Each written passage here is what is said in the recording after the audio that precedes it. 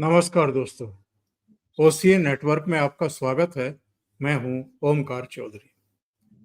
प्रधानमंत्री Narendra Modi Cyprus G7 summit और Croatia के दौरे से लौटने के बाद बिहार पहुंचे हैं और उड़ीसा भी पहुंचे हैं और दोनों जगह उन्होंने जो भाषण दिया है थोड़ा उसकी पड़ताल करेंगे।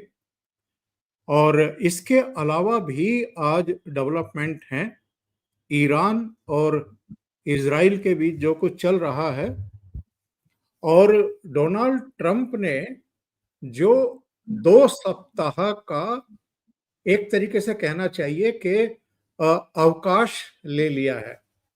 इस अवकाश के दौरान वो देखेंगे कि इजराइल और ईरान में किसकी सांसें ज्यादा फूलती हैं। उसके बाद वो ये भी देखेंगे कि हमें इस युद्ध में शामिल होना चाहिए कि नहीं होना चाहिए। उनकी और उनके सलाहकारों की तो कोशिश ये है कि प्रत्यक्ष तौर पर इस युद्ध में अमेरिका को शामिल नहीं होना चाहिए, इसमें नहीं फंसना चाहिए, क्योंकि फिर वो जो एक भूमिका होती है झाड़ पोंछना, मनाना, मध्यस्थता करना, सलाह देना, वो सब चीजें हाथ में नहीं रह जाएंगी। और जो ट्रंप 20 जनवरी से पहले, शपथ से पहले कहते थे कि भाई मैं फला जगह का भी युद्ध खत्म करा दूंगा, उनके बीच का भी युद्ध खत्म करा दूंगा, तो अगर खुद ही युद्ध में कूद पड़ेंगे तो फिर आप तो यू टर्न मार रहे हैं। और जो आप कह रहे थे कि हम किन्हीं दूसरों के युद्ध में अपनी टांग नहीं अड़ाएंगे, तो टांग तो आप फंसा चुके होंगे। तो इसलिए जरा इस पर भी चर्चा करेंगे। सीधे जुड़ लेते हैं।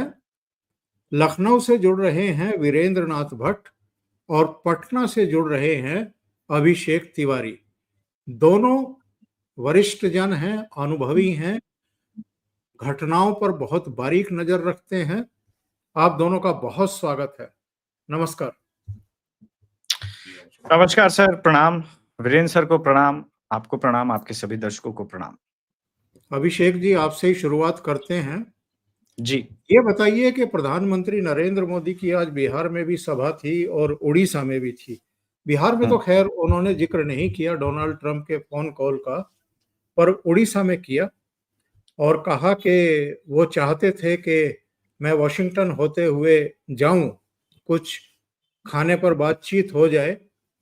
और मैंने नम्रता पूर्वक उनके आग्रह को कहना चाहिए कि मना किया कि मैं इस समय नहीं आ सकता। और उन्होंने कहा कि चूंकि मेरे कार्यक्रम लगे हुए थे, जाहिर है बिहार के, उड़ीसा के, इसके अलावा क्रोएशिया भी जाना था, कुछ दूसरे कार्यक्रम भी प्रधानमंत्री के थे। ये अलग बात है कि पृष्ठभूमि क्या थी, डोनाल्ड ट्रंप क्यों बुलाना चाहते थे और वहां पर क्या जाल उन्होंने बिछा रखा था आसिम मुनीर को बुला करके, और उसके कितने गलत राजनीतिक संदेश और संकेत जा सकते थे और मोदी विरोधियों को एक अस्त्र हाथ में लग सकता था।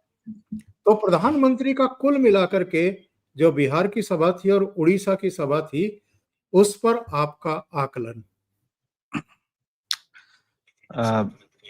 सर, सबसे बड़ी बात यह है कि प्रधानमंत्री जी की ऊर्जा देखते बनती है। साइप्रस, G7 और उसके बाद बिहार में रैली कवर करना, फिर उड़ीसा में जाना। लेकिन बिटवीन इन सब के चीज जो वहां पे एक जाल, जैसा आपने कहा, बुना जा चुका था।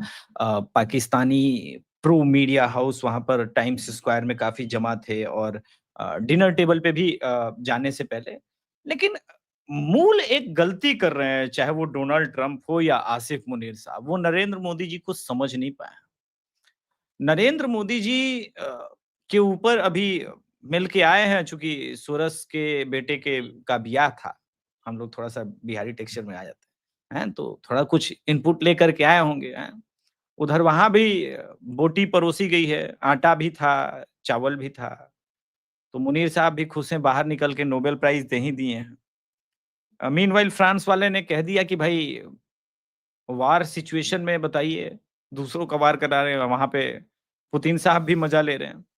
अब मोदी जी को ये जो फँसाने का ट्रैप है ये मुनीर के ही इशारे पे हो रहा है। वो मुनीर को बहुत कुछ दे रहे हैं क्योंकि बदले में क्रिप्टो माइनिंग वाला लाइसेंस तो मिल ही गया है पाकिस्तान में। पाकिस्तान तो हीरा मंडी हो ही चुका है। नरेंद्र मोदी जी के जियोपॉलिटिक्स और उनके सबसे मजबूत इस पे मैं आपको इनपुट दे रहा हूँ। अभी लगभग 4 दिन 5 दिन पहले कांग्रेस के कई लोगों की मीटिंग हुई जिसमें सो कॉल्ड कई एक्स राष्ट्रवादी इन्फ्लुएंसर भी बुलाए गए थे। और उसका जो मेन मोटिव था वो ये था कि नरेंद्र मोदी जी के सबसे जो 10 साल का जो सबसे बड़ा इमेज मेकओवर है कि उनकी विदेश नीति बहुत अच्छी है। इस पर आपको हिट करना है, इस पर काउंटर करना है। नरेंद्र मोदी जी के बाकी अगर राष्ट्रवादी इन्फ्लुएंसर अगर आप लोग चाहते हैं कि भाई नरेंद्र मोदी जी की बाकी नीतियों की आलोचना नहीं करनी है, कोई बात नहीं, आप डायरेक्ट मत कीजिए, आप ऐसे कीजिए कि ये ब्लंडर हो रहा है। लेकिन उनको लगा था कि ट्रंप के बुलावे पे मोदी जी चले जाएंगे, लेकिन ये प्लान तो फेल हो गया। अब वो प्लान बी एग्जीक्यूट करेंगे। आप आने वाले समय में देखेंगे जो कांग्रेस के इन्फ्लुएंसर हैं वो कहेंगे कि अब तक का सबसे खराब विदेश नीति भारत फॉलो कर रहा है। लिटरली ट्रंप ने कल एक्सेप्ट भी कर लिया था कि हाँ भाई अब सीज फायर जो है वो नहीं करा है और इंडिया पाकिस्तान अपने म्यूचुअल पे गए थे। आज उड़ीसा में उस बात का जिक्र भी हो गया कि भाई वो बुलाए थे नहीं गया। लेकिन बिहार वाला जो था वो ज्यादा डेंजरस था। लालू प्रसाद यादव के उस कोर पर अटैक किया और देखिए नरेंद्र मोदी जी एजेंडा सेट करते हैं। अब आप डिफेंड डिफेंड कीजिए। नरेंद्र मोदी ने कह दिया कि बाबा साहब अंबेडकर की जो है फोटोग्राफ जो है वो अपने पांव के पास आप रखे थे जिस प्रकार से, अब वो बोल के चले गए। अब आरजेडी आईटी सेल 2 दिन तक डिफेंड करेगी कि नहीं ऐसा नहीं था, आप उसको गलत ढंग से मिसकोट कर रहे हैं, मोदी जी ये कर रहे हैं, वो कर रहे हैं। देखिए, एक सुलझे हुए पॉलिटिशियन का सर यही काम होता है कि हम बोल के निकल जाए, अब तुम पीछे बीन बजाते रहो, सांप निकल चुका है, लाठी पीटते रहो, कोई फर्क नहीं पड़ता है। ये काम कांग्रेस आईटी सेल करती है और बीजेपी आईटी सेल उसका रिवर्स करती है। Congress IT cell agenda set करती है और बीजेपी आईटी सेल डिफेंड करती है। जैसे नरेंद्र सरेंडर वो एक एजेंडा था और बीजेपी आईटी सेल उसको डिफेंड कर रही थी। नरेंद्र मोदी अग्रेसिव राजनीति करते हैं, वो भी बिल्कुल उल्टा एजेंडा सेट करते हैं। यहां सीखने की आवश्यकता है हम लोगों को कि इन सबके ट्रैप में फंसने के अलावा, जियो पॉलिटिक्स पर जाने के अलावा, इस वक्त जो देश के अंदर मोदी जी की अग्रेसिव राजनीति है उसको अगर राष्ट्रवादी पुश करें तो ज्यादा अच्छा है। जैसे मिशन पुशबैक, कल भी लगभग 150 से अधिक अवैध बांग्लादेशी देश भर के अंदर पकड़े गए। 30,000 से अधिक डिसअपियर हो गए, हेमंता विश्व शर्मा का है स्टेटमेंट। किस प्रकार से योगी आदित्यनाथ जी सीधे संत समाज के साथ 11 तारीख को मीटिंग किए थे और संत समाज के साथ मीटिंग करने के बाद उन्होंने स्पष्ट रूप से कह दिया कि कोई कॉम्प्रोमाइज नहीं होगा किसी प्रकार की चीजें। बिहार का चुनाव आने वाला है। ऐसे में मैं अगर बिहार के विश्लेषण को समझ रहा हूं और देख रहा हूं तो मैं तो सिर्फ एक ही आदमी है जिस पर मैं दांव लगा सकता हूं, वो नरेंद्र मोदी। इसके अलावा कुछ नहीं है सर। नरेंद्र मोदी ही वो चेहरा है जो अकेले बिहार चुनाव को बीजेपी के लिए पुल कर सकते हैं, वरना स्थिति इतनी आसान नहीं है।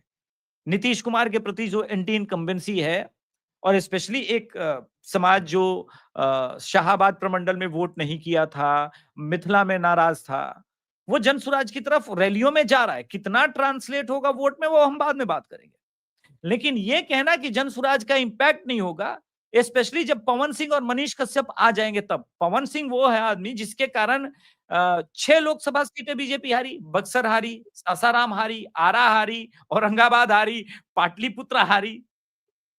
तो अगर हम ये देखें कि इतने, और ये सब वो लोकसभा सीटें थी जो बीजेपी के लिए और एनडीए के लिए श्योर शॉर्ट विनिंग फॉर्मूला वाला था। सासाराम, बक्सर और आरा अगर आप हार जा रहे हैं, चलिए काराकाट हारे पवन सिंह के कारण एक समझ आता है, औरंगाबाद आप हार जा रहे हैं, पाटलिपुत्रा में रामकृपाल यादव हार जा रहे हैं, तो कितना खतरनाक सिचुएशन उत्पन्न हुआ। जहां पर अच्छा राजद की पॉलिटिक्स में एक शिफ्ट है। शिफ्ट ये है कि वो भी कुशवाहा वोट बैंक पर इस बार नजर डाले हुए। तो आप उपेंद्र कुशवाहा का भी रिस्क नहीं ले सकते। तो यहाँ पे आपको चिराग पासवान को भी फिट करना है, उपेंद्र कुशवाहा को भी फिट करना है और आपको मांझी जी को भी फिट करना है। तो क्या बीजेपी सेक्रीफाइस करेगी? अगर बीजेपी सेक्रीफाइस ही कर देगी तब तो जीतना मुश्किल है और जदयू मानेगी नहीं। तो इसी बीच नरेंद्र मोदी ही वो एक चेहरा है जिनके कारण ये सभी को एक प्लेटफॉर्म पर लाया जा सकता है। वरना बिहार बीजेपी के अंदर आई एम सॉरी ऐसा कोई लीडरशिप नहीं है। हाँ, दूसरा आज जब मंच पे चिराग पासवान का ज़िक्र हुआ तो मुझे याद आया कि जो एक भाव है जनता में, देखिए मैं एक बहुत ऑनेस्ट आकलन कर रहा हूँ। अनफॉर्च्यूनेटली बिहार बीजेपी के पास लीडर नहीं है और चिराग पासवान में कई कम्युनिटी के लोगों को, क्योंकि वोट तो कास्ट के नाम पे ही होता है, कई कम्युनिटी के लोगों को चिराग पासवान में अपना लीडर नज़र आता है। और वो बार-बार कहते हैं मंच से कि मैं मोदी का हनुमान हूँ। और इस बार अभी 2 दिन पहले इन्होंने ये भी कहा है कि इस बार तो लंका दहन होगा। तो अब तो बिगुल फूँक ही चुका है, कोई माने ना माने तेजस्वी वर्सेस चिराग तो तय है आने वाले समय में। जी। बिल्कुल सही आप कह रहे हैं अभिषेक जी। भट्ट साहब आपके पास आते हैं। अब जरा इजराइल और ईरान युद्ध की तरफ भी नजर दौड़ा ली जाए। प्रधानमंत्री नरेंद्र मोदी ने यह भी कहा उड़ीसा में कि डोनाल्ड ट्रंप मुझे बुला रहे थे, लेकिन मैंने नम्रता पूर्वक उनके आग्रह को अस्वीकार कर दिया क्योंकि यहाँ मेरे कार्यक्रम थे और क्रोएशिया भी जाना था। वो तो एक अलग बात है, पर ये जो टकराव है इस समय ईरान और इजराइल का, इसमें ट्रंप की भूमिका आप क्या देख रहे हैं? इधर जनरल मुनीर को बुला करके उनके कान में क्या बातें कही हैं, और बड़ा दिलचस्प है ये। मैं आज शाम के समय पूर्व नौकरशाह और बहुत जाने माने ऑथर देवा शेर साहब से बात कर रहा था, तिलक देवा शेर साहब से। रॉ के बॉस थे जी। तो ये तो मैं उनसे पूछ रहा था, मैंने कहा ये कैसी मुलाकात थी जिसमें ना कोई वीडियो सामने आया है ना कोई फोटोग्राफ सामने आया है, और किसी चैनल के पास, किसी वेबसाइट के पास कुछ नहीं है। बस एक गुब्बारे में जैसा हवा भर देते हैं, वो काम करके ट्रंप ने उनको वापस भेजा है।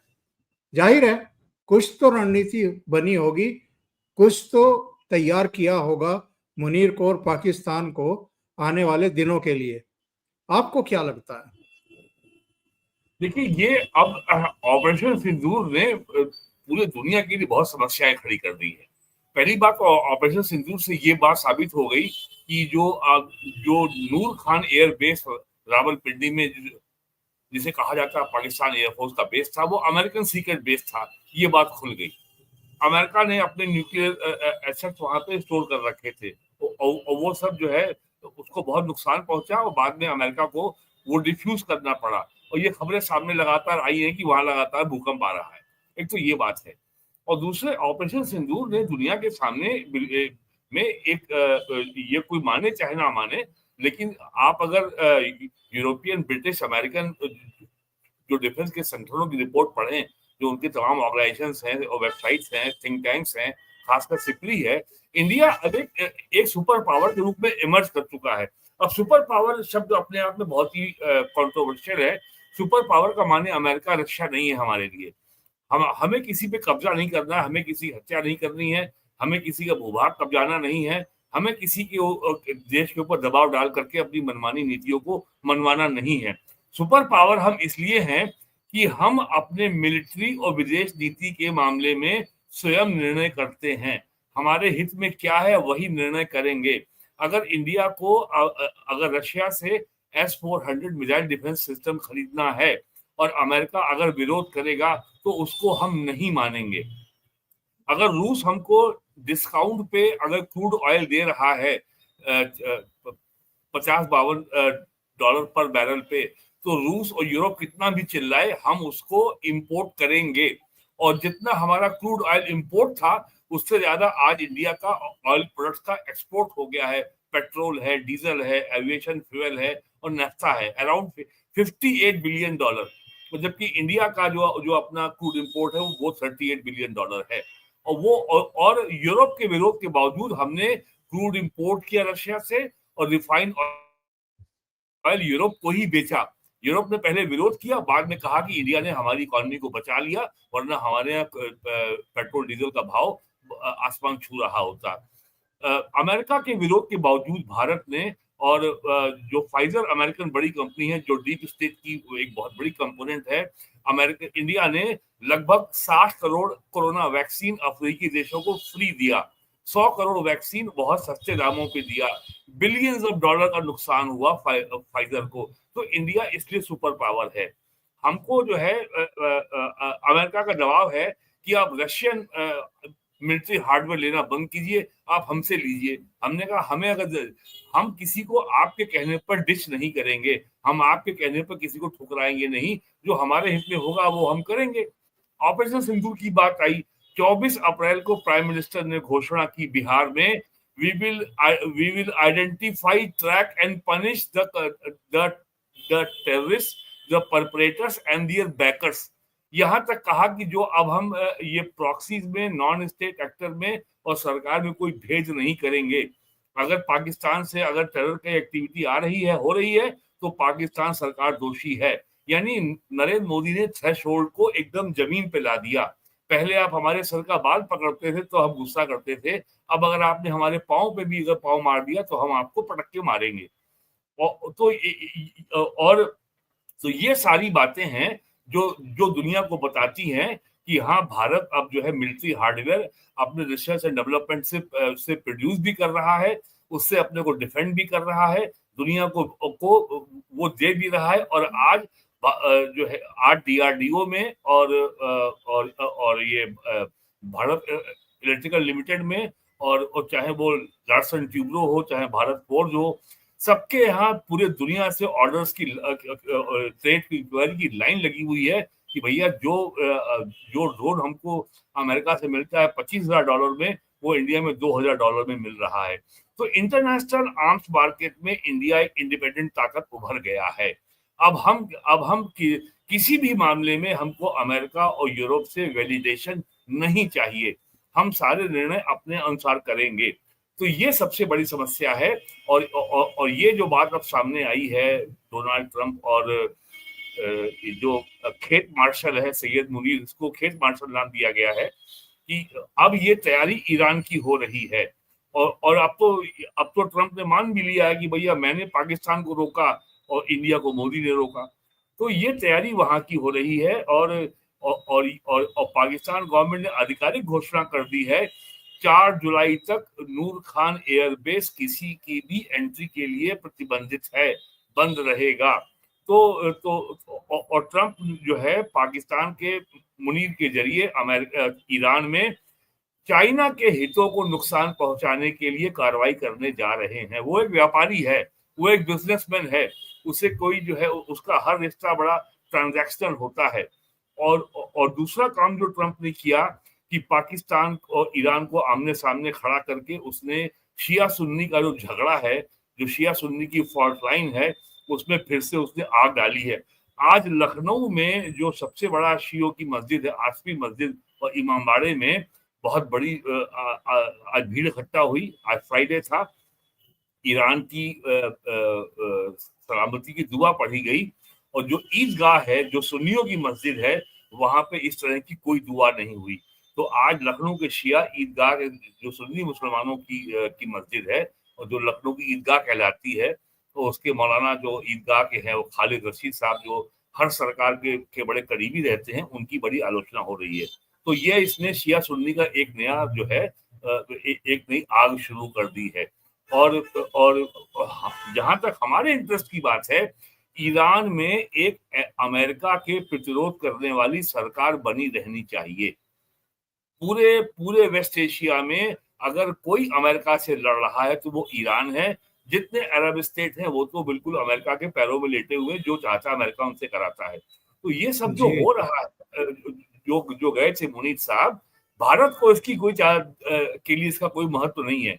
हमने तो ये बता दिया है कि ऑपरेशन सिंदूर पॉज किया है, रोका है, हमने सीज फायर नहीं किया है, ऑपरेशन सिंदूर को हमने सस्पेंड नहीं किया है। यदि दोबारा कोई हरकत होगी तो वैसी कार्रवाई होगी। और जैसा कि हमने देखा 6-7 मई को, 9-10 मई को जिस तरह का ऑपरेशन इंडियन एयरफोर्स ने कंडक्ट किया, या बल्कि ट्राइड ने किया इंडियन एयरफोर्स नेवी के ज्वाइंट ऑपरेशन ने, उससे ये मुझे कहने में तनिक भी हिचक नहीं है कि 10 मई से लेकर के आज तक ऑपरेशन के दौरान जो भी कमियां दिखाई पड़ी होंगी, जिस चीज की भी कमी दिखाई पड़ी होगी, भारत सरकार का रक्षा मंत्रालय युद्ध की गति से काम कर रहा है और अपना मिलिट्री बिल्डअप जितना हम कर सकते हैं जितने कम समय में, वो काम भारत में हो रहा है। तो अमेरिका के लिए ये सबसे बड़ी परेशानी है कि नरेंद्र मोदी के जमाने में हमारी मन की बात नहीं होती। आपने कहा कि जी के हम इंजन नहीं देंगे तेजस के लिए, ठीक है, हम अपना बना लेंगे, और उसके पहले हम जो फ्रांस का साफरान है हम उससे ले लेंगे। कल HAL के साफरान के बीच में जो एग्रीमेंट भी साइन हो गया। तो ये सारी चीजें हैं। भारत का विश्व के पटल पर इंटरनेशनल जियोपॉलिटिकल कॉन्टेक्स्ट में या कंटेस्ट में एक इंडिपेंडेंट प्लेयर के रूप में उभरना पूरे पश्चिम यूरोप, पूरे अमेरिका की जो हेजेमोनी है, जो दादागिरी है, जो प्रभुत्व है, उसके लिए सबसे बड़ी चुनौती है। अब FATF जो फाइनेंशियल एक्शन टास्क फोर्स है, जो टेरर की फंडिंग का मामला देखती है, वहां पे जो अमेरिकी चिंटू है जापान, वो भारत के खिलाफ वोट कर रहा है। ये कोई असामान्य बात थोड़ी है। जापान कभी भी इंटरेस्ट के खिलाफ नहीं जा सकता। साउथ कोरिया कभी भी अमेरिका के खिलाफ नहीं जाएगा, क्योंकि साउथ कोरिया और जापान ये दोनों अमेरिका के प्रॉक्सी हैं। तो भारत एक इंडिपेंडेंट एंटिटी के रूप में उभर रहा है। चाइना जो है झूठा है, बेईमान है, चालबाज है, अमेरिका मक्कार है। तो ग्लोबल साउथ के लिए, पूरे अफ्रीका के लिए अगर आज कोई आशा की किरण उभर रहा है, एक रे ऑफ होप है, जो वो है इंडिया, जो हर मामलों में उनको बिना किसी शर्त के, बिना किसी कंडीशनैलिटीज के, बिना दलील किए, बिना ह्यूमिलिएट किए हुए जो साइंस है, टेक्नोलॉजी है, हेल्थ है, एजुकेशन है, डिफेंस है, केमिकल है, इंजीनियरिंग है, माइनिंग है, मेडिकल है, ट्रीटमेंट या फार्मास्यूटिकल है, मेडिसिन है, हर मामलों में वो उनकी मदद करता है। ये चिंता है अमेरिका की। अगर इंडिया अगर इंडिपेंडेंट आर्बिटर के रूप में अगर स्टैब्लिश हो जाएगा, तो आने वाले दिनों में हमारी चौधराहट कम होगी। और दिनों दिन ये मैसेज जा रहा है कि अब भारत को अमेरिका या यूरोप का वैलिडेशन, वैधता प्रमाण पत्र हमें नहीं चाहिए। जो हमारे हित में होगा वो हम करेंगे। सही है। धीरेन्द्र पुंडीर जी का भी स्वागत कर लेते हैं। धीरेन्द्र जी जुड़ गए हैं। धीरेन्द्र जी, बहुत स्वागत है आपका। धीरेन्द्र सर प्रणाम सर। एक एडिशन था सर इसमें। नमस्कार जी हाँ, अभिषेक कुछ कह रहे हैं। जी नमस्कार। प्रणाम सर। इसमें एक एडिशन था। आप कल्पना कीजिए कि नेपाल के ऊपर चाइना का अटैक होता और चीन में जाके आदरणीय प्रधानमंत्री डिनर कर रहे होते। इस देश का पॉलिटिकल जो आउटरीच होता मीडिया के द्वारा, वो कैसा होता। ये एक तरफ पाकिस्तान की आवाम जो पाकिस्तान में बैठी है और एक तरफ भारत में जो पाकिस्तान की आवाम बैठी हुई है, वो दोनों ईरान जिंदाबाद के नारे लगा रही है। आसिफ मुनीर डोनाल्ड ट्रंप के साथ बैठ करके रोटी खा रहे हैं, मुर्ग मुसल्लम खा रहे हैं। ये कैसा रिश्ता है, ये कैसा नाता है। और ईरान की बेवकूफी देखिए, वो कह रहा है कि ये अगर एटॉमिक वार हुआ तो ये हमारी तरफ से एटम बम चलाए। इससे बड़ा लाला लैंड में जीने वाला कोई देश हो सकता है क्या? समस्या ये है कि इस फॉल्ट लाइन को ट्रंप समझ रहे हैं और बहुत अच्छे से अब तो ईरान के लोग भी खुल करके बात करने लगे हैं कि क्या आसिफ मुनीर जो हमारे यहाँ विजिट करके गए वो सारा इनपुट दे गए, क्योंकि जिनसे जिनसे मिले वो तो सब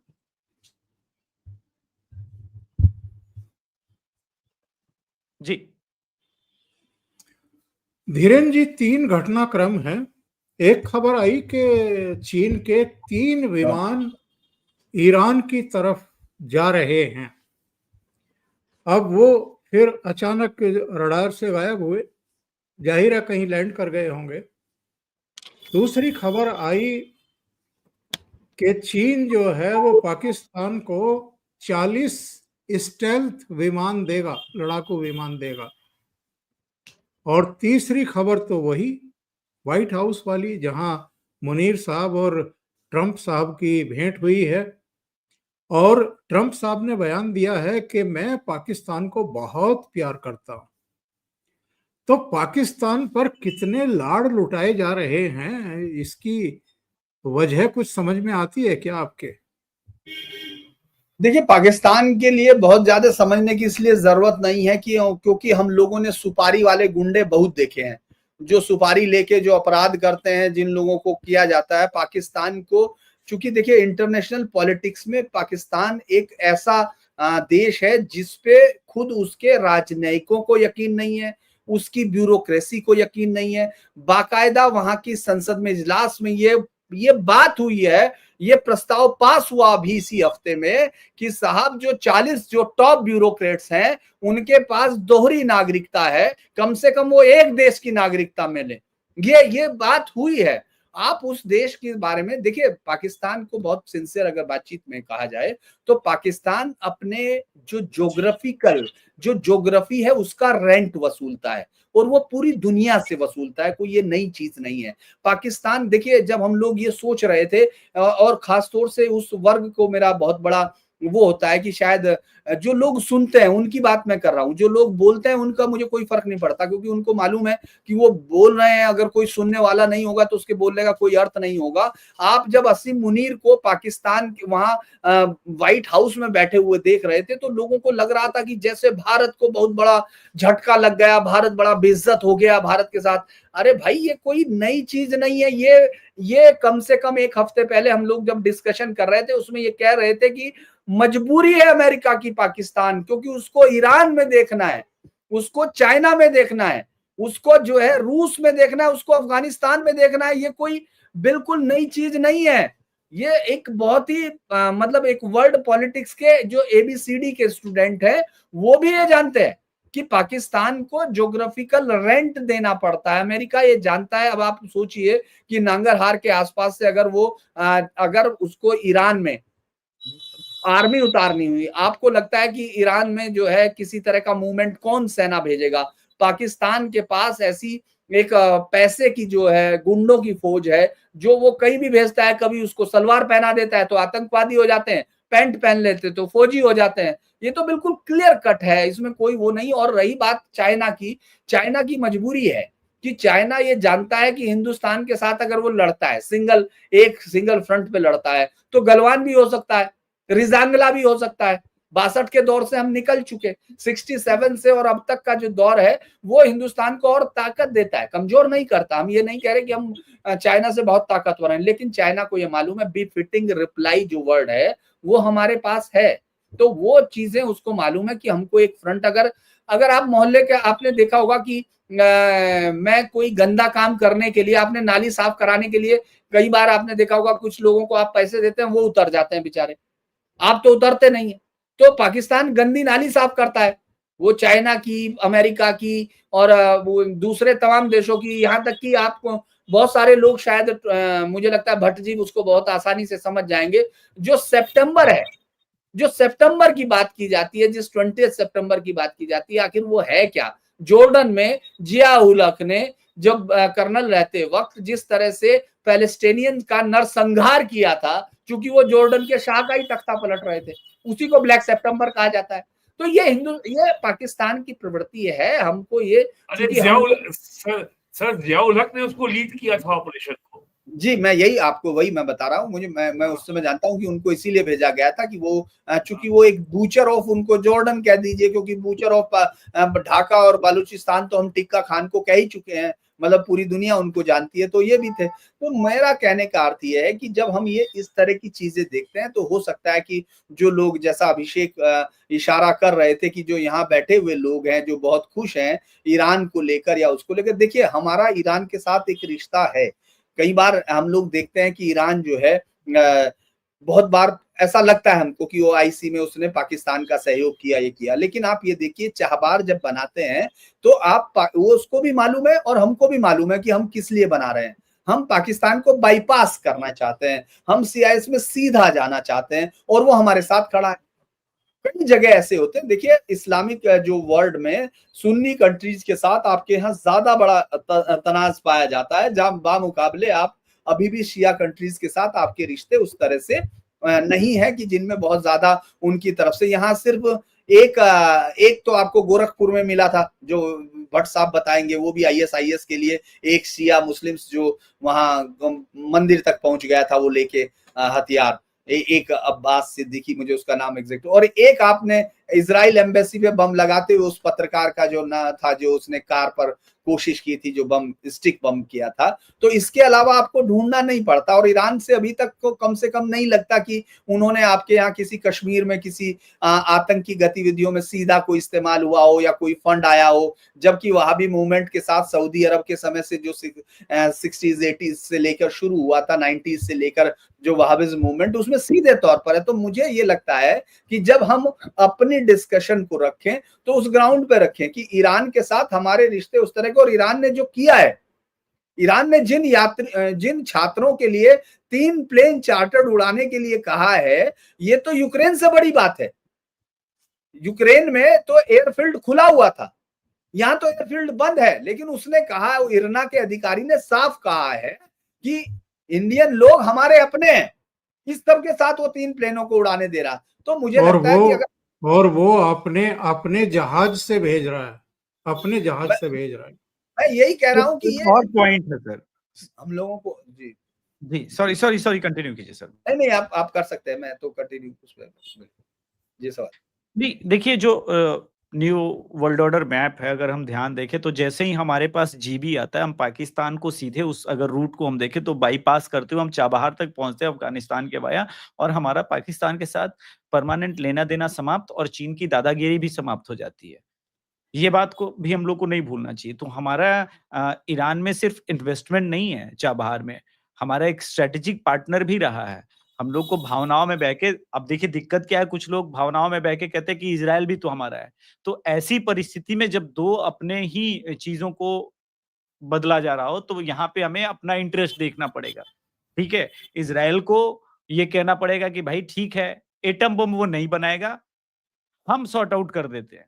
एटम बम वो नहीं बनाएगा, मारपीट बंद करो, कहानी खत्म करो, यूएस को पीछे बोलो जाने के लिए। वो दादागिरी जो ट्रम्प कर रहे हैं, इससे बेटर है कि हम अपनी साइड से ये प्रस्ताव रख दें, सीधी बात। वरना ये जितना सोचा जा रहा है, यूएस सिर्फ इसलिए इस रीजन में नहीं आ रहा लड़ाई करने, ओमकार सर, ये ना सोचिए कि उस पे ट्रम्प के इमेज पे फर्क पड़ेगा। वो जानता नहीं है ना कि लड़ाई कितना लंबा खिंच जाएगा। मुझे रशिया ने भी ऐसा लगता है रशिया ने भी अभिषेक जी कि भारत जो है वो इस तरह की मध्यस्थता में कभी पड़ना ही नहीं चाहेगा। यूं तो शुरू में अगर आप देखें तो जेलेंस्की ने भी कहा था कि भारत जो है वो भूमिका निभा सकता है, लेकिन हम उस चक्कर में पड़े ही नहीं। हम कोई गारंटी लेने की स्थिति में है नहीं, और ऐसी बेवकूफ़ी भारत शायद नहीं करेगा, क्योंकि जो मसले हैं वो बहुत पेचीदा मसले हैं, और वहां पर अमेरिका भी इन्वॉल्व है, बल्कि अमेरिका ही इन्वॉल्व है जो इजराइल के जरिए वहां सब कुछ करवा रहा है। भट्ट साहब, आप क्या कहते हैं किस बारे में? इसी बारे में कि साहब क्या भारत को समझाना चाहिए ईरान को कि भाई आप परमाणु हथियार मत बनाओ? देखिए, लाला डोनाल्ड ट्रंप को अभी 15 दिन का समय चाहिए, यानी 4 जुलाई तक का। तो let us wait for that. लेकिन नेतन्याहू ने एक बात बहुत स्पष्ट कर दी है कि हमारे सामने 2 उद्देश्य हैं। पहला, ईरान की बैलिस्टिक मिसाइल को फायर करने की, बैलिस्टिक मिसाइल की जो ताकत है उसको न्यूट्रलाइज करना। दूसरा, ईरान की न्यूक्लियर कैपेबिलिटी, न्यूक्लियर बम बनाने की क्षमता को भी खत्म करना। यदि इस प्रोसेस में ईरान की अयतुल्ला खुमैनी की सरकार गिर जाती है तो गिरे, लेकिन हमारी कोई शत्रुता ईरान के लोगों से नहीं है। हम ईरान की मुल्ला सरकार के खिलाफ हैं। और यह भी सही है कि ईरान की बड़ी संख्या, ओवरवेलमिंग मेजॉरिटी, अयतुल्ला खामेनी से मुक्ति चाहती है। ईरान में लोग जश्न मना रहे हैं इजराइल की बॉम्बिंग के बाद। तो डोनाल्ड ट्रंप का जो इसमें एंट्री हो रही है, और तब तक जो है इजराइल ने जिस तरीके से एस्केलेटरी लैडर पर अपना जो नियंत्रण स्थापित कर रखा है, मुझे लगता है कि नेक्स्ट 48 आवर्स में, हालांकि ट्रंप ने कहा है कि अगले 48 घंटे में हम फैसला कर देंगे, एंड वी मस्ट होप कि सैटरडे की ये संडे मॉर्निंग में कुछ निर्णय होगा। तब तक इजराइल अपना इतना ज्यादा प्रभुत्व स्थापित कर लेगा कि शायद उसको अमेरिका के सीधे इंटरवेंशन की आवश्यकता होगी ही नहीं। अमेरिका का कोवर्ट इन्वॉल्वमेंट तो 100% है, 7 अक्टूबर 2023 से लगातार चल रहा है। इजराइल ने जिस तरीके से हमास को, हिजबुल्लाह को, हूथी को न्यूट्रलाइज किया है, ये सारा अभियान जो जो चला है 21 महीने, ये बिना अमेरिकन ओपन सपोर्ट के संभव नहीं था। और करीब जो है अब तक इजराइल का 50 to 75 बिलियन डॉलर से ज्यादा खर्च हो चुका है। अभी ईरान की लड़ाई में ही 10 से 12 बिलियन डॉलर खर्च हो चुका है इजराइल का, और उसकी इतनी बड़ी इकोनॉमी नहीं है कि वो 3 साल लगातार, 4 साल लगातार जो है वॉर में लड़ सके और 150-200 बिलियन डॉलर वो उसमें फूंक सके। तो डोनाल्ड ट्रंप का अपना इंटरेस्ट प्योरली कॉमर्शियल है। क्रिप्टो का जो उनकी डील हुई है पाकिस्तान के खेत मार्शल सैयद मुनीर के साथ, और इंडिया का टकराव निश्चित होगा। अगर पाकिस्तान की ओर से भारत में कोई खुरापात की गई तो उसका जवाब ऑपरेशन सिंदूर का जो पहला राउंड था उससे भी ज्यादा भयानक होगा, और इसमें कोई शक नहीं है। और अब तक पिछले 11 साल में प्राइम मिनिस्टर नरेंद्र मोदी ने अंतर्राष्ट्रीय फलक में, इंटरनेशनल ग्लोबल सीन में ये दिखा दिया है कि भाई इंडिया अब हर मामले में खुद मुख्तार है, ऑटोनोमस है, और हम अपने हित के अनुसार निर्णय लेने को हम स्वतंत्र हैं। G7 को लेकर के कांग्रेस ने इतना ज्यादा जो है गंदगी फैलाई, और जबकि G7 के लिए हम जाने को नरेंद्र मोदी पर ज्यादा परेशान नहीं थे। ये कनाडा की ओर से जो है आया था इनविटेशन, और वहां के प्राइम मिनिस्टर ने साफ साफ कहा है कि 4th लार्जेस्ट इकोनॉमी को इस मीटिंग में अगर हम नहीं बुलाते तो मीटिंग का मतलब क्या था? हम इतनी बड़ी इकोनॉमी नहीं कर सकते। वो तो भट्ट साहब, कांग्रेस तो गंदगी फैलाने के अलावा आजकल कुछ कर ही नहीं रही है। हाँ, तो इसलिए ये आने वाले जो ये आज 20 जून हो गई है, तो 20 जून से करके 4 जुलाई तक का जो ये जो अंतराल है, is going to be very very crucial and very very significant for India, Iran and Israel, all three. Virendra sir, एक मिनट, एक और बात मैं कहना चाहता हूँ। आपने जो बात कही कि 2 दिन 3 दिन, जो भी 15 दिन भी ले ले, मुझे नहीं लगता कि यूएस इस वक्त कम से कम उस सिचुएशन में कि वो डायरेक्टली वॉर में इन्वॉल्व हो, क्योंकि यूक्रेन में ऑलरेडी फंसे हुए हैं। और अगर आप यहां भी फंसेंगे तो ताइवान की मदद कैसे कीजिएगा? चाइना भी तो वेट ही कर रहा है ना, फिर चाइना भी तो उस मोमेंट की वेट ही कर रहा है ना कि आप फंसे 2 जगह पे। जी, इतना ही कहना। बिल्कुल धीरेन्द्र जी, आपकी टिप्पणी के साथ ही जो है समापन करेंगे। अभी जो एक टिप्पणी कर रहे थे भट्ट साहब, जिस पर मैंने कहा कि कांग्रेस तो आजकल गंदगी ही फैलाने का काम कर रही है, तो मोदी जी ने भले ही कितने भी टॉयलेट बनवा दिए हों, ये खुले में शौच करना कब बंद करेंगे? देखिए, अब राजनीतिक विमर्श में किसी भी मर्यादा की तो कोई जरूरत होती नहीं। मर्यादा के तीर ऐसे हो गए जो भोतरे हैं और जिनके लिए अब कोई तर्कश राजनीति में बचा नहीं है, तो उनको कहीं रखा नहीं जाता। वो आप कांग्रेस की दिक्कत यह है कि कांग्रेस अब इस वक्त कोई ऑब्जेक्टिव उसके पास नहीं है, कोई उसने लक्ष्य तय नहीं किया।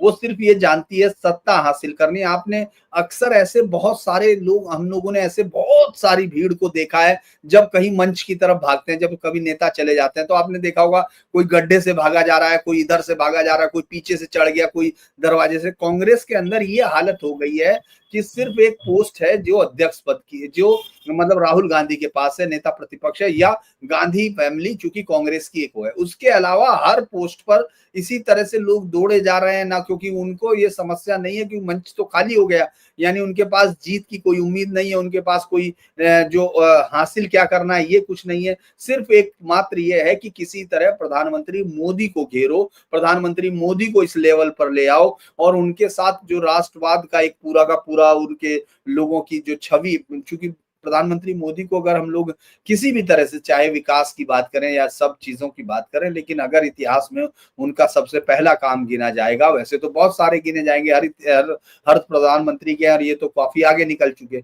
लेकिन सबसे पहला काम होगा कि वो राष्ट्रवाद पर कहीं भी झुकते नहीं। एक पूरे देश की पॉलिटिक्स जो 1962 से लेकर मतलब अब तक एक हारे हुए आहत राष्ट्र की भूमिका दिखती थी, वो एक दहाड़ते हुए राष्ट्र में बदल चुकी है। ये बात सब लोग अब मानते हैं। तो प्रधानमंत्री मोदी की इस छवि को गिराने के लिए अगर आपके पास उनसे बड़ी लाइन खींचने का कोई वो नहीं है, ना तो विजन है और ना ही आप उसका प्रयास करते दिखते हैं, तो आप क्या करते हैं, उस लाइन को मिटाने की कोशिश करते हैं। और हाथ से मिटी हुई लाइन अगर बोर्ड पर भी होती है तो वो सब निशान छोड़ती है, गंदा लगती है। उसी तरह से कांग्रेस की जो भाषा है वो उस वजह से है क्योंकि उनके पास कुछ हासिल करने के लिए कोई प्लान नहीं है। बस उनको लगता है कि ये जनता, वो बेसिकली प्रधानमंत्री को मोदी को गाली देने से ज्यादा इस देश की जनता को कोस रहे होते हैं कि बताइए आप इनको चुन रहे हैं, बताइए आप इनको चुन रहे हैं। कई बार आपने देखा होगा उनके जो पत्रकार जो उन्हीं के साथ मतलब वो बताते हैं कि वो न्यूट्रल है, लेकिन कोशिश हर समय ये करते हैं कि किसी तरह राहुल गांधी आ जाएं तो फिर कहीं जाएं।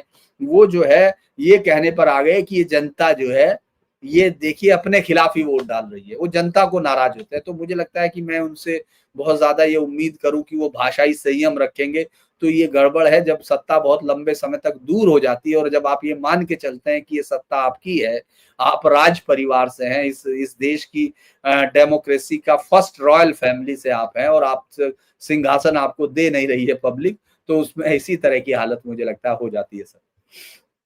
बिल्कुल सही है। भट्ट साहब कोई टिप्पणी करेंगे आप?